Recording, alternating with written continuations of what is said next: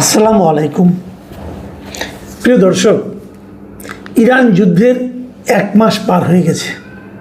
মানে 1 মাসেরও বেশি সময় ধরে ইরানে আক্রমণ চালাচ্ছে যুক্তরাষ্ট্র এবং ইসরায়েল, এবং এরই মধ্যে সারা দুনিয়া এই যুদ্ধের কারণে নানাভাবে ক্ষতিগ্রস্ত হচ্ছে। ক্ষতি কেবল ইরানেই হচ্ছে না, আশেপাশের দেশগুলোতে হচ্ছে, এবং এশিয়ার দেশগুলোতে বেশি হচ্ছে। আমরাও ক্ষতিগ্রস্ত হচ্ছি। আমাদের এখানে জ্বালানি তেলের জন্য পাম্পগুলোর সামনে বিশাল লাইন আপনারা দেখতে পাচ্ছেন, এবং এই লাইন কিন্তু এশিয়ার অনেক দেশেই হচ্ছে। যুক্তরাষ্ট্রেও তেলের দাম অনেক বেড়ে গেছে।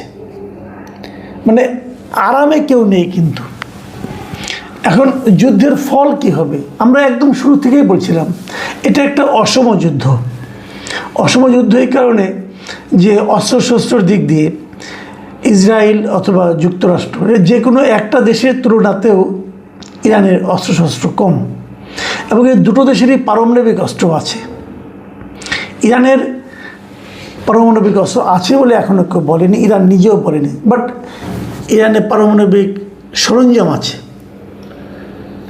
কাজে এই যুদ্ধে ইরানের জয়ের সম্ভাবনা কম, এটা যেমন ঠিক, তেমনি আরেকটা বিষয় হলো এই যুদ্ধে যুক্তরাষ্ট্র এবং ইসরায়েল মিলে ইরানকে হয়তো ধ্বংস করতে পারবে, ইরানের ক্ষতি করতে পারবে, কিন্তু ইরানকে জয় করতে পারবে এরকম সম্ভাবনাও কিন্তু যারা নাকি প্রকৃত রাষ্ট্রনায়ক যারা আছেন, রাষ্ট্রনীতি নিয়ে যারা কাজ করেন, সমরবিদ যারা আছেন, তারা কিন্তু সবাই বলেছেন যে ইরানকে জয় করা আসলে প্রায় অসম্ভব।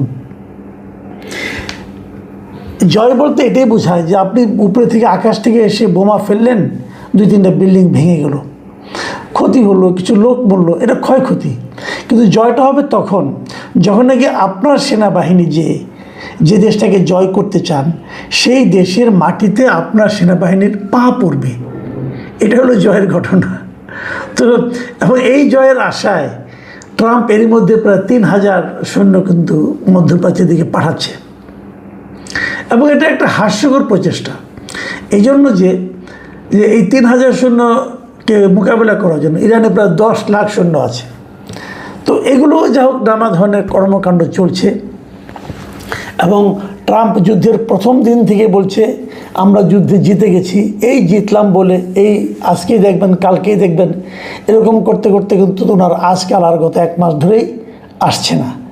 এখন দেখলাম আজকে আবার যে ইসরায়েলের যিনি নেতানিয়াহু আছেন উনি বলতেছেন যে যুদ্ধের অর্ধেক জয় হয়ে গেছে, অর্ধেকেরও বেশি জয় হয়েছে। তার মানে অর্ধেকের বেশি জয় হওয়ার অর্থ কী? তার মানে আরও 1 মাস চলবে। যে যুদ্ধ নাকি ট্রাম্প শুরুতে ভেবেছিলেন যে 3 দিনের মধ্যে শেষ হয়ে যাবে, সেটা এখন 3 মাসেও শেষ হয় কিনা দেখেন।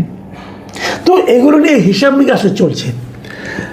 অলরেডি ট্রাম্পের লোকজন যারা আছে তারা তো প্রায় প্রতিদিনই ব্রিফিং করেন, এবং ব্রিফিং করতে যে তারা অনেক কিছু বলছেন যে এটা খুব সহজ, আমরা প্রায় জিতে গেছি, ওদের অনেক যন্ত্রপাতি নষ্ট হয়ে গেছে। যেমন আপনার যুক্তরাষ্ট্রের জয়েন্ট চিফ অফ স্টাফ, এই যে চিফ অফ স্টাফের যে চেয়ারম্যান আছেন ড্যান কিং, তিনি একটা বিবৃতি দিয়েছেন কালকে যে গত 30 দিনে ইরানের 11,000-এর বেশি লক্ষ্যবস্তুতে হামলা চালানো হয়েছে, এবং নৌবাহিনীর 150টি জাহাজ ধ্বংস করে দেওয়া হয়েছে। তাহলে এখন ভাবেন, যদি একটা দেশের 11,000-এরও বেশি লক্ষ্যবস্তুতে হামলা চালানো হয়ে থাকে, এবং যদি সেই হামলা সফল হয়ে থাকে, তাহলে তো ওই দেশটার কিছু অবশিষ্ট থাকার কথা না। তাহলে ওই দেশটা পাল্টা আঘাত কীভাবে করছে? এগুলো বাগাড়ম্বর আছে, কোনো সন্দেহ নাই। এই যুক্তরাষ্ট্রের প্রতিরক্ষা মন্ত্রী যিনি আছেন তিনি আবার বলতেছেন যে ইরান উনিও গতকালকে দেখলাম ব্রিফিং করেছেন, এবং সেই ব্রিফিং উনি বলতেছেন যে ইরান যদি ডোনাল্ড ট্রাম্পের সঙ্গে চুক্তিতে না আসে তাহলে যুক্তরাষ্ট্র সেখানে আরও জোরালো অভিযান চালাবে। তার মানে এগুলো হুমকির পর্যায়ে যেন আছে মনে হচ্ছে এইগুলি।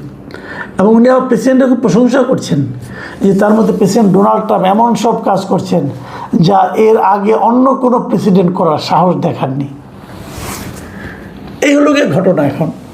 এখন মানে আমরা যদি হিসেব করি যে আসলে এখান থেকে যুক্তরাষ্ট্রের লাভটা কী হলো, এই যুদ্ধের যে 1 মাস পরে যদি আমরা হিসাব নিকাশ করতে বসি যুক্তরাষ্ট্রের লাভটা কী হয়েছে, এক হিসেবে দেখা গেছে তাদের প্রতিদিন প্রায় $2 বিলিয়ন এই যুদ্ধের কারণে $2 বিলিয়ন কিন্তু অস্ত্রশস্ত্রই তারা এখানে প্রয়োগ করেছে।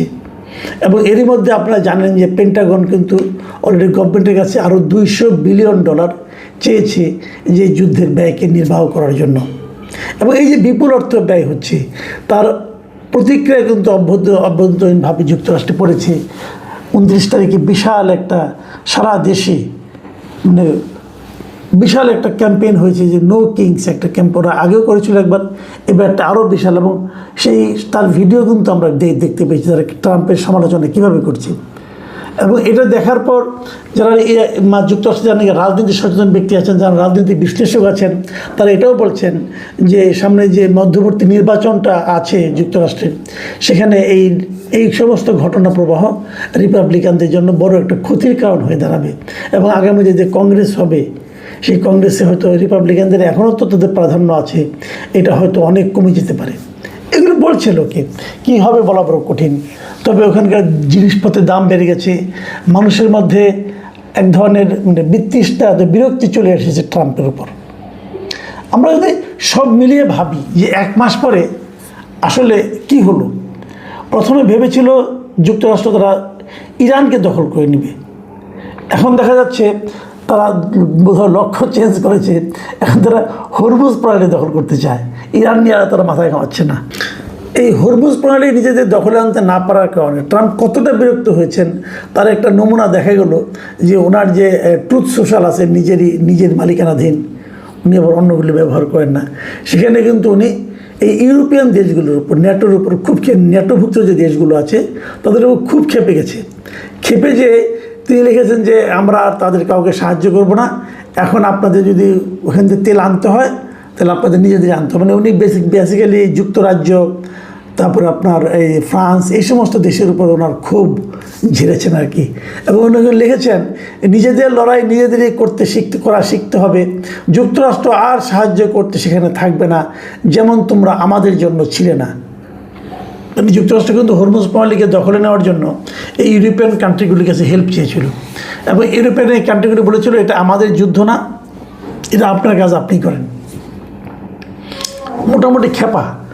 এবং সেখানে উনি আবার নিচের দিকে উনি যে পোস্ট যেটা দিয়েছেন তো নিচের দিকে উনি লিখেছেন এই যে নিজেদের তেল নিজেরাই সংগ্রহ করুন, মানে যুক্তরাষ্ট্র তাদেরকে হেল্প করবে না। যাই হোক, এরকম হুমকি টুমকি দেওয়াতে ইউরোপিয়ান কান্ট্রিগুলো কতটুকু ব্যথিত হয়েছে অথবা আতঙ্কিত হয়েছে এটা বলা বড় কঠিন, কারণ তারা এটা নিয়ে কোনো পাত্তাই দেয়নি। বরঞ্চ আমেরিকা থেকে ইসরায়েলের দিকে একটা সামরিক সরঞ্জাম বোঝাই একটা বিমান, একাধিক বিমান যুক্তরাষ্ট্রে পাঠাতে চেয়েছিল। সেই বিমানগুলো ফ্রান্সের আকাশের উপর দিয়ে যাবে এটা ফ্রান্স অনুমোদন করেনি। ফ্রান্স বলেছে যে অস্ত্রবাহী এই বিমানগুলো, এই প্লেনগুলো আমাদের আকাশের উপর দিয়ে যেতে পারবে না। এটাও কিন্তু ট্রাম্পের জন্য একটা মানে বড় ধরনের আঘাত, এবং ট্রাম্প এতে অপমানিত বোধ করছেন। এবং ট্রাম্প বলেছেন যে এটা ফ্রান্স খুবই তাদের প্রতি অসহায়ক আচরণ করেছে। এবং তারপরে উনি পোস্টটা এমনভাবে শেষ লিখেছেন যে যুক্তরাষ্ট্র এটা মনে রাখবে। মানে মোটামুটি এলোমেলো আচরণ কিন্তু ট্রাম্প শুরু করেছে। এবং ট্রাম্প কিন্তু যাদের কাছ থেকে আগে বিনা বাক্যবে সমর্থন পেতেন তারাও কিন্তু ট্রাম্পকে এখন আর সমর্থন করছে না। এখন আমরা যদি 1 মাস পরে যে একটা হিসেব কষি যে কী ছিল আগের অবস্থা এবং কি হলো আগে, আপনারা জানেন এই যে হরমুজ প্রণালীকে নিয়ে এখন এত কথা বলা হচ্ছে, এই হরমুজ প্রণালী কিন্তু এই যুদ্ধ শুরুর আগে উন্মুক্ত ছিল, সবার জন্যই উন্মুক্ত ছিল, এটাকে কেউ নিয়ন্ত্রণ করতো না। এখন কি হচ্ছে, এখন এটাকে ইরান নিয়ন্ত্রণ করতেছে। বলা হচ্ছে ইরান নাকি এখান থেকে এখন টোল তুলবে, এবং যদি প্রতি ব্যারেলে যদি $1 করে টোল তারা নেওয়া শুরু করে তাহলে তো ইরানের এই যুদ্ধের খরচ উঠে যাবে এখনই, খুব একটা ক্ষতি ইরানের কিন্তু হবে না। তার মানে যে জিনিসটা আগে ওপেন ছিল সেই জিনিসটা এখন কিন্তু কন্ট্রোল বাই ইরান হচ্ছে, ইরান এটাকে এখন কন্ট্রোল করা শুরু করেছে। এই হলো যুক্তরাষ্ট্রের লাভ। আগে যুদ্ধের আগে ইরানের তেল যাতে পৃথিবীর অন্য কেউ কিনতে না পারে সে ব্যাপারে যুক্তরাষ্ট্রের এক ধরনের নিষেধাজ্ঞা ছিল যে কেউ ইরানের তেল কিনতে পারবে না, কিনলে তোমার উপরে আমি খেপে যাবো, অমুক হবো, তমুক হবো। কিন্তু সেই নিষেধাজ্ঞা কিন্তু এই যুদ্ধের কারণে যুক্তরাষ্ট্র কিন্তু তুলে নিয়েছে। তাহলে যুক্তরাষ্ট্রের লাভটা কী হলো? আবার ধরেন ইরান আগে কি বলতো যে আমরা পারমাণবিক অস্ত্র বানাচ্ছি না। ওনাদের কাছে পারমাণবিক সরঞ্জাম ছিল, কিন্তু ওটাতে অস্ত্র তারা বানাচ্ছিলেন না। এবং এটা নিয়ে আন্তর্জাতিক যা নাকি পারমাণবিক সংস্থা আছে তারা এসে চেক করে গেছে, ভিজিট করে গেছে, এবং তারাও বলেছে তাদের কাছে ইউরেনিয়াম আছে, বাট তারা সেটা অস্ত্র বানাচ্ছে না। ইরান বলছিল আমরা কখনোই বানাবো না বলেছিল। যুদ্ধের পর কি হলো? যুদ্ধের পর ইরান ঘোষণা করলো আমরা এখন পারমাণবিক অস্ত্র বানাবো। তার মানে আগে যেখানে ছিল সেখান থেকে কিন্তু যুক্তরাষ্ট্রের জন্য বিষয়টা কিন্তু আরও খারাপের দিকে গেল। আপনারা জানেন যে এই মধ্যপ্রাচ্যের বিভিন্ন দেশে, কাতার, বাহরাইন, অথবা আপনার এই আরও যে গালফ যে কান্ট্রিগুলো, ইউএই, এগুলোতে যুক্তরাষ্ট্রের অনেক সামরিক স্থাপনা ছিল, বেজ ছিল। হ্যাঁ, এখানে রাডার সম্বলিত অনেক বেজ ছিল, অনেক বড় বড় অস্ত্র ছিল। এগুলো ছিল যুক্তরাষ্ট্রের একটা সম্পদ। সম্পদ এই অর্থে যে এগুলো দিয়েই কিন্তু তারা পুরো এলাকাটাকে মনিটরিং করতে পারতো, পুরো এলাকাটাকে উপর নিয়ন্ত্রণ প্রতিষ্ঠা করতে পারতো। এগুলো যুক্তরাষ্ট্রের সম্পদগুলো, সেই যে সম্পদগুলো, সেগুলো এখন যুক্তরাষ্ট্রের জন্য মাথা ব্যথার কারণ হয়ে দাঁড়িয়েছে। কারণ ইরান কিন্তু বেছে বেছে এগুলোর উপরে অ্যাটাক করছে। এখন যুক্তরাষ্ট্রের জন্য এটা হলো একটা মাথা ব্যথা। আর যুক্তরাষ্ট্রের অভ্যন্তরে যে ঝামেলাগুলো হতো, যে ট্রাম্প ক্ষমতায় আসার পর তাদের যে মূল্যস্ফীতিটা ছিল সেটা কিন্তু নিম্নগামী ছিল। এখন সেই মূল্যস্ফীতি বাড়তে শুরু করেছে, মানে ঊর্ধ্বগামী হচ্ছে। তো ট্রাম্প পেলেনটা কি? সবচেয়ে বড় কথা, ট্রাম্পের সরাসরি যেটা অর্জন আমি বলবো সেটা হলো সারা দুনিয়ায় এই নির্বাচনের আগেও কিন্তু, প্রথমবার নির্বাচনের পরে এইবার দ্বিতীয়বার নির্বাচনের আগে তার একটা ইমেজ ছিল যে উনি যুদ্ধ থামান, যুদ্ধ করেন না। উনি নিজেও বলতেন, উনি নোবেল শান্তি পুরস্কারও চেয়েছিলেন এই জন্য, যে উনি শান্তির জন্য অনেক কাজ করছেন, যুদ্ধ উনি থামান। কিন্তু তার সেই মানে আপনার যুদ্ধ বিরোধী যে ইমেজটা ছিল সেটা একেবারেই ধ্বংস হয়ে গেছে। এখন উনি যুক্তরাষ্ট্রের সবচেয়ে যুদ্ধবাজ প্রেসিডেন্ট হিসাবে অলরেডি খ্যাতি পেয়ে গেছেন। তার পাগলামি বেড়ে গেছে, তাকে নিয়ে প্রতিনিয়ত মিমস হচ্ছে, ট্রল হচ্ছে, এগুলো আমরা দেখছি। এবং কেউ কেউ দেখলাম তাকে হিটলারের সঙ্গে তুলনা করছে। এখন সবশেষ প্রশ্ন হলো যে এরকম লেজে গোবরের অবস্থায় যুক্তরাষ্ট্রকে তাহলে তাদের জয়টাকে নিশ্চিত করার জন্য, অনেকে বলছেন এই ধরনের কথা বলছেন, এই জয়টাকে নিশ্চিত করার জন্য ট্রাম্প হয়তো বা ইরানে তার পারমাণবিক বোমাও কিন্তু ফেলতে পারে। এ ধরনের আশঙ্কা আদৌ আছে কি না যুক্তিগ্রাহ্যভাবে চিন্তা করলে থাকার কথা না। এই কারণে যদি ইরানে পারমাণবিক বোমা ফেলেন উনি, তাহলে তার প্রতিক্রিয়া কিন্তু এই সৌদি আরব অথবা ওমান, এই সমস্ত দেশের উপরে কিন্তু পড়বে। ওখানে মধ্যপ্রাচ্যের অন্যান্য অনেক দেশের উপরে কিন্তু পড়বে। কারণ পারমাণবিক তেজস্ক্রিয়া যেটা আছে সেটা কিন্তু খালি এক জায়গায় সীমাবদ্ধ থাকে না, এটা কিন্তু ছড়িয়ে পড়ে। তো এই সমস্ত মিত্র দেশগুলো তারা সেটাকে মেনে নেবে কি না, এটা নিয়েও কিন্তু একটা ঝামেলা আছে। কিন্তু সেটা যে তারা করবে এই ধরনের সম্ভাবনা একটু কম। কিন্তু অনেকে মনে করছেন যুক্তরাষ্ট্র এমনও হতে পারে ইসরায়েলের মাধ্যমে এটা ফেলতে পারেন। এখন কী হবে এটা বলা বড় কঠিন।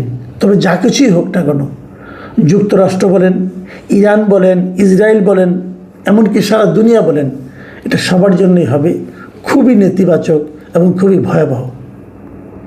তারপরও কী হবে আমাদের দেখার জন্য আরও কিছুদিন অপেক্ষা করতে হবে। প্রিয় দর্শক, এখন এ পর্যন্তই। আল্লাহ হাফেজ।